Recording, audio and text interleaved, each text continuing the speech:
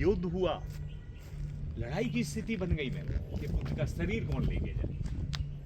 एक शरीर था और उत्तर प्रदेश, बिहार और नेपाल के बिहार के 8 राजा। कपिलवस्तु के लोग कहते हैं कि बुद्ध का शरीर हम लेके जाएंगे क्योंकि बुद्ध मेरा परिवार है। अब कोई नॉर्मल इंसान का शरीर नहीं, फिर बुद्ध सिद्धार्थ बुद्ध बन गए। ये बुद्ध का शरीर है, सबको चाहिए। तो अजातशत्रु कहते मैं मगध का राजा हूं, मैं लेके जाऊंगा। कपिलवस्तु के शाक कहते मैं लेके जाऊंगा। उनकी पत्नी यशोधरा के कोली वंश के लोग कहते मैं लेके जाऊंगा।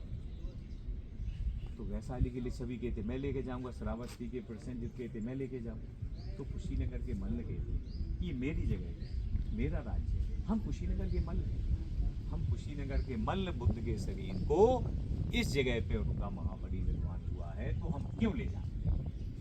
बोले जो युद्ध में जीतेगा वो तो ले जाए।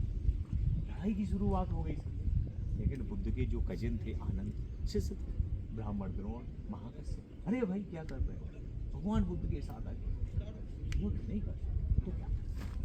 बुद्ध के शरीर की पवित्र अस्थियों का बंटवारा कर संस्कार के बाद बुद्ध के शरीर की अस्थियों को 8 भागों में 8 मिट्टी के बर्तन में भर दिया, जिसमें भगवान भिक्षा लेते थे। सबके पास एक एक पात्र था। आपके यहाँ 4 महीने रुके वर्षावास। जब वो 4 महीने आपके यहाँ रुकेंगे और जब छोड़ के जाएंगे यहाँ से मोनेस्ट्री आपके नगर को, तो आप क्या दोगे। जो शरीर पे एक कपड़ा होता था, साल में एक बार बदला जाता था, तो एक नया वस्त्र, एक नया पात्र। तो पुराना राजा अपने पास ले लेता था। भाई सबके पास एक एक पात्र लेके आओ, 8 पात्र भर दिए। तो भरा हुआ पात्र ही तो सिंबल बन गया, अधूरा। तो क्या कहते थे कि बुद्ध की अस्थियों को 8 स्तूपों में, स्तूप नहीं कहते थे, 8 प्लेस में मिट्टी की गुंबद में थाप दिया।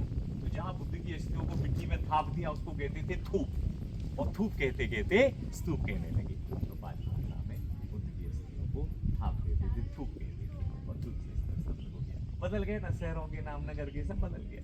आज के पुराने हमने कहा ना कि भगवान बुद्ध की अस्थियों को और फिर उनके बाद उनके शिष्य जैसे अरहंत, शारिपुत्र, महामोदगलायन, आनंद, सबके